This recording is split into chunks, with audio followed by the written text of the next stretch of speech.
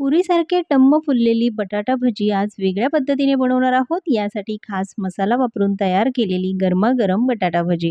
तर त्यासाठी मी घेतलेले आहे 3 मोठ्या आकाराचे बटाटे.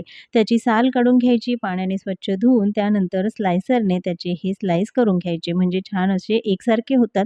यासाठी आपण एक खास मसाला बनवणार आहोत. तर 25 ते 30 लसणाच्या पाकळ्या, अर्धा चमचा जिरे, अर्धा चमचा लाल तिखट आणि पाव चमचा यामध्ये मीठ घालायचं. खलबत्त्यामध्ये हे हलकंसं ठेचून घ्यायचं. त्यानंतर लगेचच हा मसाला आपण जे बटाट्याचे काप करून घेतले त्यावर लावून घ्यायचे.